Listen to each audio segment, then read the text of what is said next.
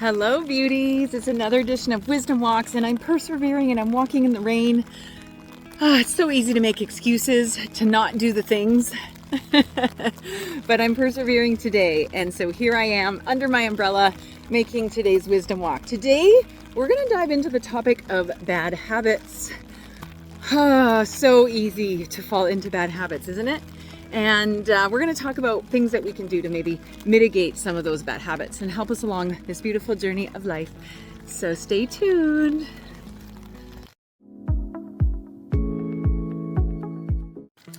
Okay, folks, let's talk about bad habits. I have some bad habits. Do you have any bad habits?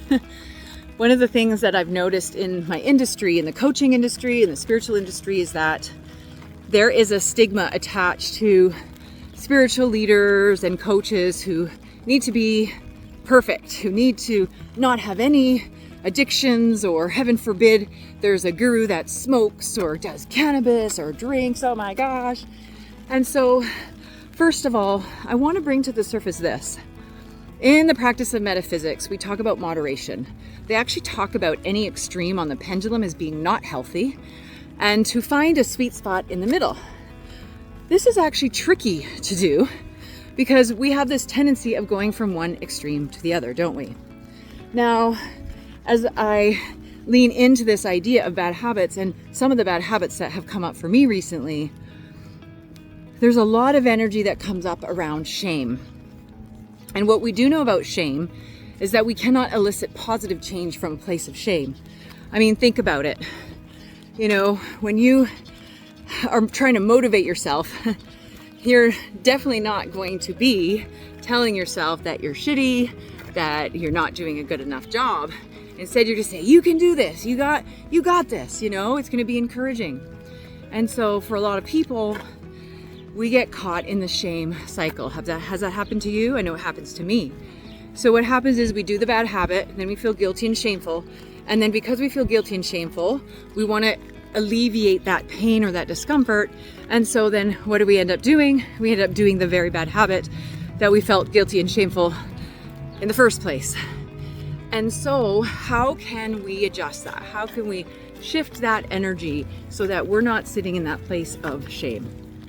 So a couple of things.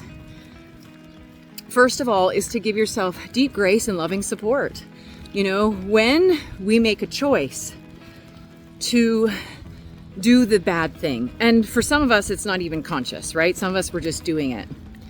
But the first thing that we've got to do is be able to give ourselves grace, because the actual bad habit is a coping mechanism for some deeper pain or deeper discomfort, isn't it? Right? And so if we understand that, then we can start peeling back the layers and get to the root. If we give ourselves just enough grace to say, okay, no wonder I made the choice to do the thing that I didn't really want to do, or that didn't feel so good to do.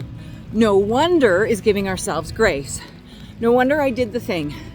It was the best coping mechanism I had available to me at the time, right? Or whatever that might be. Now that doesn't mean we're letting you off the hook. It doesn't mean we can't hold ourselves accountable. And that's the second part of it. Holding ourselves accountable is different than allowing ourselves to sit in shame. Holding myself accountable means I'm willing to say, oh, I did a thing and I want to do better for me next time, right? Whereas shame is, I did a thing, it was so bad, it was so bad, it was so bad. So we can start to shift that with that grace, that energy of no wonder I did the thing. And of course, that understanding that goes with that it's a coping mechanism, and that there's something deeper happening inside of me that is causing to make the choice of this quote unquote bad habit. The other thing that I want to bring to the surface is that you've got to have clarity about where you want to go. So yes, it's good to understand that there's pain behind it and heal those wounds. But that second part about having a vision, about knowing where it is that you want to go, what kind of life do you want to be living? What do you want your day-to-day to look like? And so there's an opportunity in that for us to sit with, what is it that I really want? And for a lot of us, we lack clarity about what we really want, which also causes a lot of times us going into some of the bad habits. So getting more clear on the vision of what you want your life to look like, and really understanding you are deserving of that. The other piece, of course, is a desire to shift and to change. So you have to have a desire to make a difference. You have to have a desire for a different life or a different way of being. And so this desire is important. You have to want it. In fact, there's a change formula that I'll share with you here. And the change formula is this. Your discomfort and your desire and vision must be greater than the resistance to equal change. And so if you have the desire and you have the vision, and that's clear, and you have some discomfort, like, I don't like this anymore, it doesn't feel good, this shame is uncomfortable, we use it as a catalyst. We don't breed from it. Instead, we recognize that, hey, that's not comfortable for me anymore, so that doesn't feel good for me, and we make a conscious choice based on that. So discomfort, vision, and desire has to be greater than your resistance. Now, the resistance comes in all sorts of ways, like, oh, change, I don't want to change my life, or it feels too overwhelming and too hard. But we can make some conscious choices in baby steps. And so this is where the structure comes in order to eliminate bad habits. I'm going to share a couple things that I've done over the years to help myself. The first thing is this. I used to love drinking in my 20s and even in my 30s a bit. But my body was getting its butt kicked. And it just was not aligning for me vibrationally. It didn't feel good for my body anymore. So I had a vision for myself of wanting to feel really good when I woke up every morning, of wanting to not feel sore and achy. And I had a desire for something better. The discomfort of drinking more regularly in my 20s and 30s was enough for me to change. And I didn't do it from a place of shame. Instead, I said, okay, I have an opportunity to make my life better. And what are some of the things that I can do that will help me with that? So I created structure. And my structure was that I no longer gave myself permission to drink on Monday to Friday. And so I eliminated going out for drinks with friends. Now I go and visit with friends without the drinking. But I eliminated those moments. And it gave me enough structure that I was able to stay the course and allow myself to form a healthier habit. And a lot of us lack structure. We resist structure. And the structure is actually what helps us to stay the course of our most divine path. So that is my encouragement to you, is to create a little bit of structure. Now, the other component of this, of course, is willpower. And bad habits is not solely based on willpower, right? Bad habits, again, are a coping mechanism to something deeper, some sort of pain beneath the surface. And so when we can come to this place and understanding that, it's helpful, but also understanding that a lot of us are missing our relationship with our will. Our will is so potent. It is the bridge between my being and my outer experience in this world. It is my action into the world. It is my extension into the world. And yet, a lot of us don't talk about will, what that means for us and how we can utilize that. So if you are going to create structure, guidelines, I don't even want to say rules, around your bad habits in order to help curb them, my encouragement to you is to check in with your will. And speak to your will. Ask your will if it is wanting or desiring a change. And in that relationship with your will will give you the parameters, not your ego mind, but your will give you the parameters in which to step into that is doable for you, that is in alignment for you, so that you stick with it. And then, of course, the other thing is, if we drop the ball, so to speak, can we just allow ourselves to come back into that grace, that loving acceptance that we made that choice, and to allow us the opportunity to be accountable but without shame.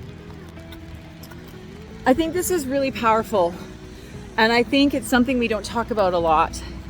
And when it comes back to what I mentioned earlier about a lot of stigma, especially around coaches and healers, oh my gosh, you better not do any of those things. I lived with a lot of shame for a long time. Whether I was having a glass of wine, or maybe I was having a cigarette, or maybe I was smoking a joint, and I lived with a lot of shame and guilt around this. Mosquito.